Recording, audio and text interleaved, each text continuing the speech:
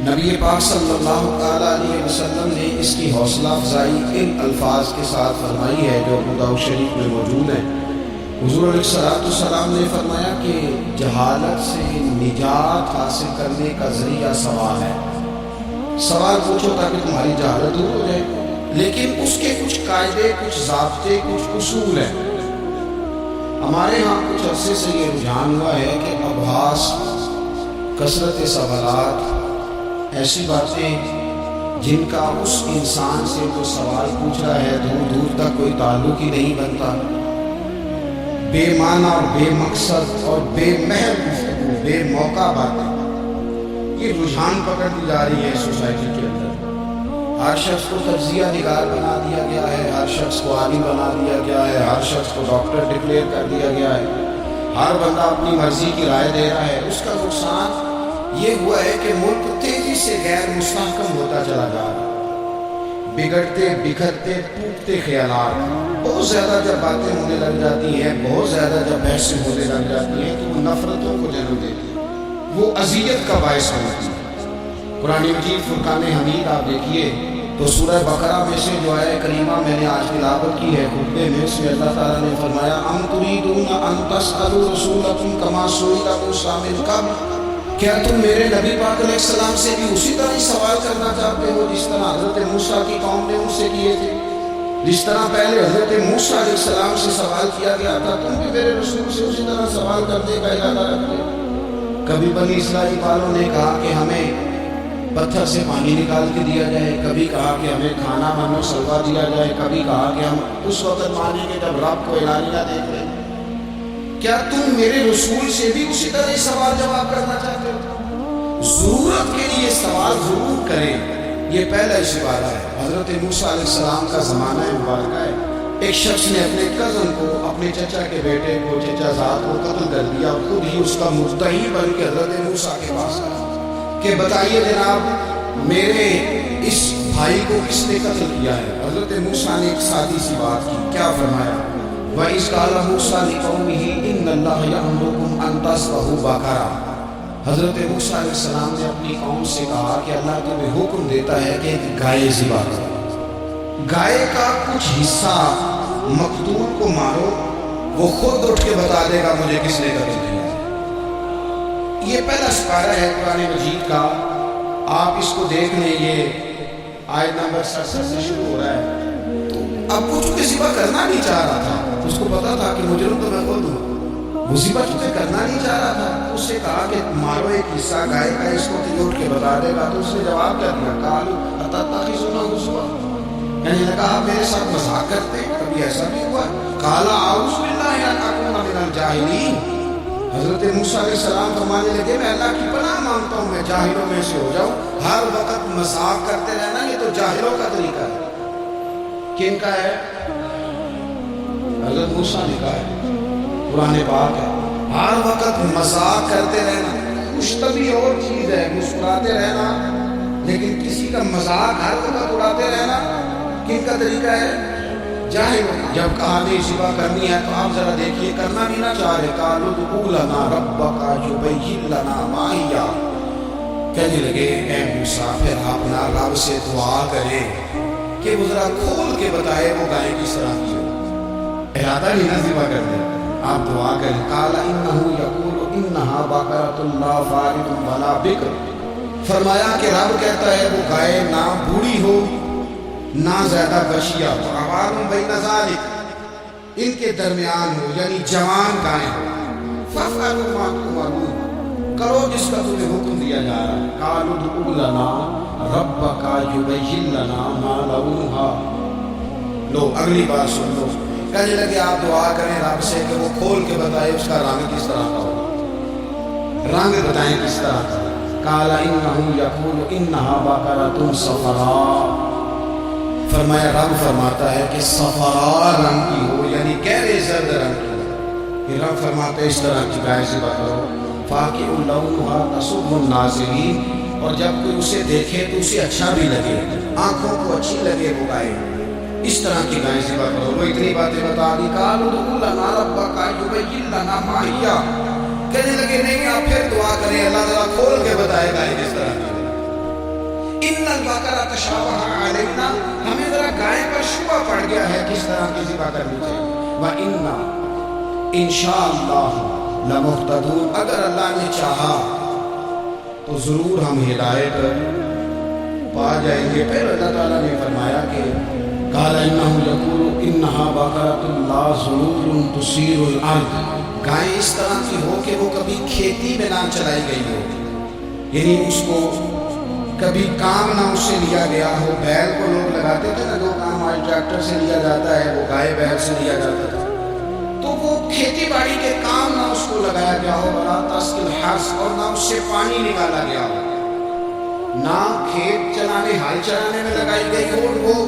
وہ جو کنواں ہوتا تھا جس کے گرد گائیں گھومتی تھی، تو کہا وہ بھی کام اس نے نہ کیا ہو. گائے نے مسلمۃ لا شیۃ فیہا، وہ ہر عیب سے پاک ہونی چاہیے. قالوا جئت بالحق، اب کہنے لگے اب آپ صحیح بات لے کے آئے، اب سوال ختم ہو گئے نا. کہنے لگے اب آپ بات فذبحوہا، انہوں نے ذبح کر دی. وما کادوا یفعلون، پر ایسا کرتے نظر آتے، لگتا نہیں تھا کریں گے ذبح پر ذبح. اچھا یہ گائے پہ ملی کیسے؟ امام قاسم کہتے ہیں کہ ایک نیک آدمی تھا، اس کا آخری وقت آ گیا تو اس کے پاس جو کل جمع پونجی تھی وہ ایک بچیا تھی، گائے کی بچیا بیڑی، اس کے پاس وہ ایک بچیا تھی صرف. اس نے اس طرح کیا کہ اس کی گردن پر ایک مہر لگائی، اللہ کے نام پر بطور امانت اس نے اس کو جنگل میں چھوڑا. کہا یا اللہ میرا بیٹا ایک ہی ہے، وہ بھی چھوٹا ہے، اس کی حفاظت کرنا اور میرے بیٹے کو پہنچا دینا. بچہ بالغ ہو گیا. اس کی ماں نے کہا بیٹا جو امانتیں رب کے پاس رکھوائی جائیں نا ان میں خیانت نہیں ہوا کر، جا کے جنگل میں آواز دے تیری گائے واپس آ جائے. اس نے جا کے جنگل میں آواز دی کہ وہ جو میرے باپ نے امانت رکھوائی تھی وہ کدھر ہے. وہ نشان لگی ہوئی گائیں دوڑتی ہوئی اس کے پاس آئی. اللہ خیر الرازقین، جب رب بندوبست کرے، جب اللہ بندوبست کرے تو پھر معاملہ اور ہوتا ہے. وہ گائے آ گئی. اب اس نے کیا کیا اس نوجوان نے کہ وہ گائے گھر لایا، ماں سے آ کے کہا کہ اماں یہ تو اللہ نے فضل کر دیا. ماں کہنے لگی پتر حالات ہمارے خراب ہیں، منڈی میں لے جا اسے بیچ دے، لیکن سودا میری مرضی کے بغیر طے نہ کر دو. کس کی مرضی کے بغیر؟ کس کی؟ اماں کی مرضی. اور سنو یار، تھے کچھ لوگ جن کو لوگوں نے تانے بھی دیے کہ تو ماں کے پیچھے لگ گیا ہے، لوگوں نے بڑا کچھ کہا، پر جو ماں کی مرضی پہ لگے ناکام نہیں ہوتے تھے. یہ دیکھو ماں کی مرضی پہ لگا. اس کی قیمت کتنی تھی گائے کی؟ بڑی مہنگی تھی، پر 3 دینار کی تھی. منڈی میں لے گیا 3 دینار اس کی قیمت لگ گئی. تو ماں نے کہا تھا میری مرضی کے بغیر سودا نہ کرنا. بچے تو نہیں نہ مانتے، اماں کو کیا پتا بات بزنس کیا ہے، لین دین کیا ہے. پر ماں نے کہا تھا میری مرضی. بندہ دے رہا ہے اسے 3 دینار. اس نے کہا جی میں نے طے تب کرنا ہے، ڈن تب کرنا ہے، پہلے اماں سے پوچھنا ہے. گھر جا کے اماں سے پوچھا، اماں کہنے لگی دے دے. واپس آیا تو اس نے کہا کہ میں 6 دینار دیتا ہوں پر میری شرط ہے، ماں سے نہیں پوچھنا. اس نے کہا تو 12 بھی دے. ڈن تب بھی ہونا ہے جب اماں نے کہنا. وہ جب اس طرح کی اس نے گفتگو کی، واپس اپنی والدہ کے پاس گئے. کہنے لگے اماں سمجھ نہیں آتی، 3 دینار کی گائیں بندہ 12 میں خریدنے کو تیار ہے، شرط لگاتا ہے کہ اماں سے نہیں پوچھنا. تو والدہ کہنے لگی پتر پہلے اس سے جا کے پوچھ کیا وہ ہے کون. یہ کوئی روحانی معاملہ ہے، کوئی غیبی مدد ہے، پوچھ. اس سے جا کے پوچھا تو وہ کہنے لگا میں تو فرشتہ ہوں اللہ کا، تو نے گائیں بیچنی نہیں اس لیے کہ تیرا باپ بھی نیک ہے، تیری ماں بھی نیک ہے. رب تیرے رزق میں برکت پیدا فرمانا چاہتا ہے. ماں باپ نیک ہونا رزق میں برکت ہو جاتی ہے. ماں باپ نیک ان کی صالحیت کا اثر پہنچتا ہے بچوں تک. رزق حلال کما کے لانے والے ہوں تو گھر میں برکت ہوتی ہے. جا کے کہا کہ تیرے ماں باپ نیک تھے، اسے نہ بیچنا گائے کو، تو کیا کرے. کہنے لگے بنی اسرائیل والے سوال کر کے خود مشکل میں آ گئے. اب وہ ایسی گائے جو جوان بھی ہو، یہاں تو ہر غریب آدمی اپنی گائے یہاں لگا دیتا ہے، کھیتی باڑی میں یہاں لگا دیتا ہے، کنویں میں پانی نکالنے میں، تو یہاں تو ہر ایک کی گائے. تو ایسی گائے جس کا رنگ بھی اتنا پیارا ہو، زیادہ بوڑھی زیادہ بچی بھی نہ ہو، اور ابھی تک کھیت میں بھی نہ لگی ہو، وہ سوائے تیرے کہیں نہیں ہے. اس نے نے کہا چل پھر مہربانی کر بتا میں کتنے کو دوں گا، اگر وہ آ جائیں تو کتنے کو بیچنی ہے؟ اسے کہنا کوئی نہیں، ریٹ تو زیادہ کرنا ہی نہیں، ان سے کہنا گائے کے اندر سے گوشت نکال دیں اور جتنا گوشت ہے اتنے پیسے بھر دیں، اس کی کھرڑی بھر دیں۔ اب وہ بنی اسرائیل والے ڈھونڈتے ڈھونڈتے ڈھونڈتے ڈھونڈتے پہنچ گئے، کہا جناب گائیں 3 دینار کی 6 لے لو۔ اس نے کہا نام بھائی، ذبح کروں گا، گوشت نکالوں گا، جتنا وزن گوشت کا اتنے پیسے بھرو گے، کھال میں تو پھر گائے تمہیں ملے گی۔ اب مجبور تھے، کیا کرتے؟ ابن کثیر حدیث لائے ہیں، امام سیوطی نے در منصور میں بھی لکھی ہے، نبی پاک صلی اللہ علیہ وسلم نے فرمایا سنو جوانو اور اسے دل کی تختی پہ لکھو، نبی پاک علیہ السلام نے فرمایا اگر بنی اسرائیل والے زیادہ سوال نہ کرتے تو اتنی مشکل کا شکار نہ ہوتے۔ انہوں نے سوال اتنے کیے کہ چارہ نہیں ہے اب ان کے لیے، چارہ نہیں ہے اب ان کے لیے کہ یہ ادھر ادھر جا سکے، مجبوری بن گئی، یہی گائے خریدنی ہے، یہی لے جانی ہے۔ اب اتنا سارا مال جمع کر کے وہ گائے خریدی، ذبح کی، تو مقتول کو جب اس کا ایک حصہ مارا تو اس نے اٹھ کے کہہ دیا یہ جو مدعی بنا ہوا ہے یہی تو میرا قاتل ہے، یہی تو میرا قاتل ہے، یہی تو ہے، اس نے یہ سارا کام کیا ہے۔ تو زیادہ سوالات کرنا، بہت زیادہ سوالات کرنا، ہر وقت بحث میں رہنا، نبی پاک صلی اللہ تعالیٰ علیہ وسلم نے منع فرمایا، اور میرے رسول پاک علیہ السلام نے فرمایا یاد رکھو 3 چیزوں سے ہمیشہ بچو، بخاری مسلم میں موجود ہے۔ ایک تو فرمایا کثرت کیلو کال سے بچو، زیادہ بحث نہ کرو، اور دوسرا حضور علیہ السلام نے فرمایا مال کو ضائع کرنے سے بچو، اور تیسرا فرمایا زیادہ سوال نہ کیا کرو، زیادہ سوال نہ کیا۔ ایک مقام پہ نبی پاک علیہ السلام نے فرمایا حج فرض ہے۔ ایک صاحب نے اٹھ کے پوچھا حضور ہر سال؟ حضور خاموش ہو گئے۔ پھر پوچھا حضور ہر سال؟ سرکار خاموش ہو گئے۔ تیسری بار پھر پوچھا حضور ہر سال؟ نبی پاک علیہ السلام نے فرمایا زیادہ سوال نہ کیا کرو، میرے منہ سے نکل جاتا نا ہر سال فرض ہے تو رب نے ہر سال فرض کر دینا تمہارے لیے مشکل ہوتی ہے، اور فرمایا جس چیز کے لیے میں تمہیں حکم دوں وہ کر دیا کرو، اور جس چیز میں تمہیں آزاد کر دوں اس میں آزاد ہو جایا کرو، زیادہ باریکیوں میں نہ جایا کرو۔ جن لوگوں نے بھی باریک بن کے چیزیں ڈسکس کرنی چاہی نا الجھ گئے، تنگ آ گئے، اور جو کسی ایک دروازے کے فقیر تھے، ایک دروازے کے فقیر تھے، ایک دروازے کے فقیر تھے، کسی ایک راہ سے خیرات لیتے تھے، زیادہ الجھاؤ نہیں پیدا کیا۔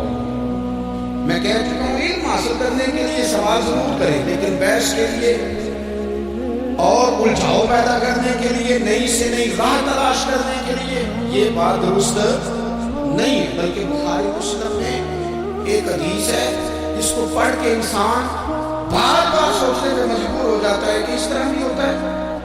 حضرت انس بن مالک رضی اللہ تعالیٰ عنہ ارشاد فرماتے ہیں سب حضور کی بارگاہ میں بیٹھے تھے، بخاری مسلم ہے، نبی پاک علیہ السلام تشریف فرما تھے، حضور کی عادت مبارکہ تھی، جہاں موقع آیا حضور بیٹھ گئے، حضور زمین پہ جلوہ فراز تھے، صحابہ کرام نے سوال پوچھنے شروع کیے، سوال پوچھنے شروع کیے، یہ بھی بتائیں، یہ بھی بتائیں۔ کچھ نوجوان تھے، انہوں نے کچھ سوالات شروع کیے، انہوں نے بہت زیادہ سوالات کیے، کثرت سے۔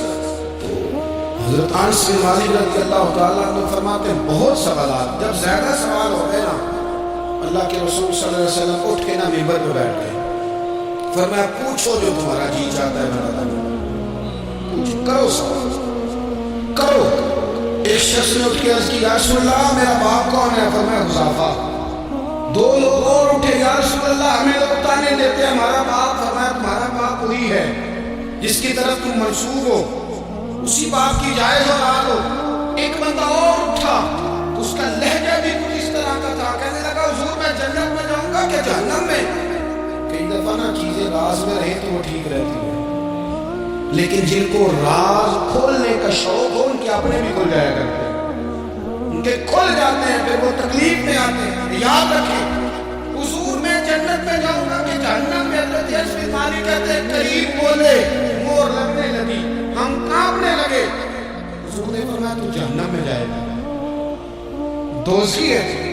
بس جب سناٹا چھا گیا، اب ڈر تھا کہ کچھ اور باتیں نہ، یہ کثرت سوالات کی وجہ سے حضور ناراض ہو گئے.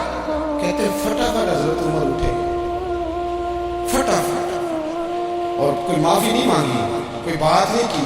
جناب عمر تھے نا، آئے عمر تیرے جملوں پہ مر جاؤ. ان راہوں پہ قربان جہاں سے عمر چلتے تھے.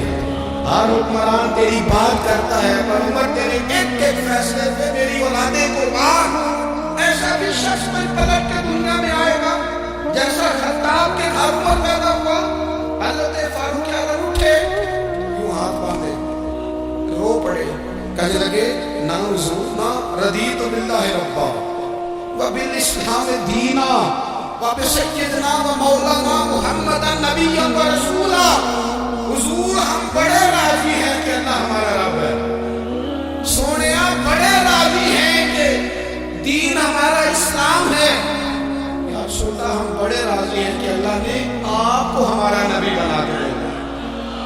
حضور بڑے کیوں ہاتھ مانگے نہ ساڈا بولے یا چولے یا معاف کری، غلطی ہو گئی حضور جوانوں سے نہیں ایسا. حضور نہ، اس سے زیادہ کوئی پردہ نہ کھول جائے. رضیت باللہ ربا وبالاسلام دینا وبسیدنا ومولانا محمد نبیا ورسولا.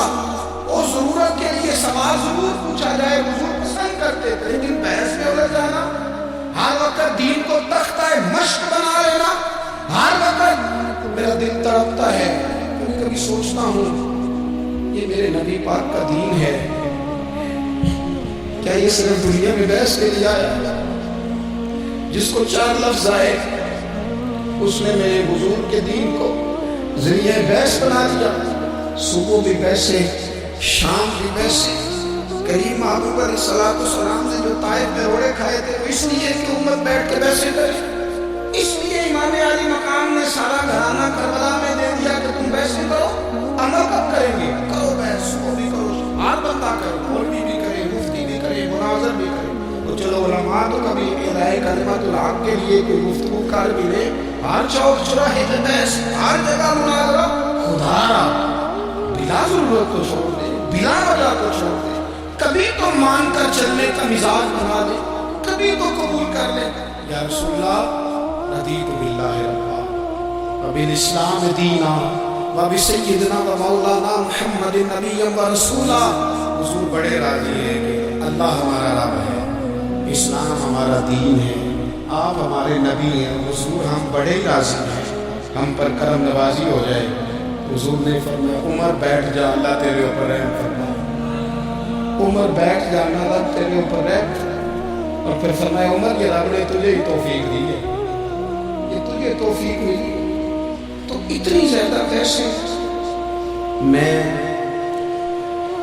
کبھی کبھی کچھ سوالوں کے جواب دینے کو جی نہیں نہ چاہتا. آپ جو سوال کر رہے ہیں وہ پتہ ہے حضور کے ایک عظیم صحابی کے بارے میں کر رہے ہیں.